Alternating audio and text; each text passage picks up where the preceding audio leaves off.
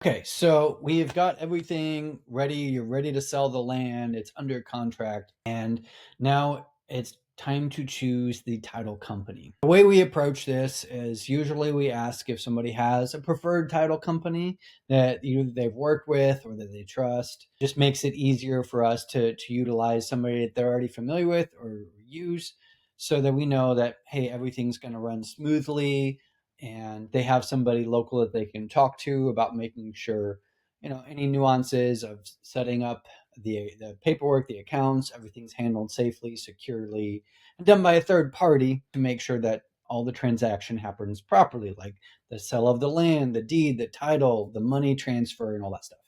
So when you're looking for a good title company, if you don't already have one, it is first you want to look for proximity. So what's close to the land that you're selling? And I say that because it's easier if we have a title company nearby who knows the local rules, regulations of what's going to get the property through the finish line and get the close so you can get the check and everybody's happy, right? And so that is going to be helpful to have somebody who's close. And if you happen to live out of state, that's still okay. In fact, you want to look for a little bit more options. So they still should be close to the land that is being sold. But if you can find a title company that will do a remote closing, and that means you don't have to physically be at the title company to sign the paperwork in person. You can still get access other ways. You can do it remotely through either a local notary. You can have a notary sign it and then you can mail it to the title company, or oftentimes they can send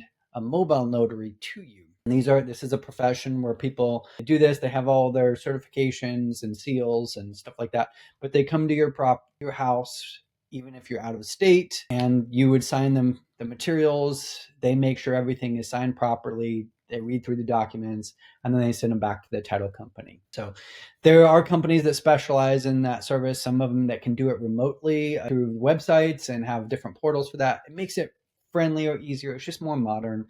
2025, easier to get things done rather than trying to fax and email all the different paperwork and documents. If you can have one housing online experience, it's helpful. But the other things that we're looking for from a title company, of course, a title company with good reviews. So if you're looking for like usually a 4 or 5 star reviews out of when you're doing a Google search for county and title companies, and look for 4 to 5 reviews, or sorry, 4 to 5 star reviews. Then the other thing, when you're calling around, it's not so much that the pricing is going to be that different. And oftentimes we handle this on our end as far as taking care of costs that are associated with the closing and escrow and title company and all that. And the research that we do, we usually pay for that anyways.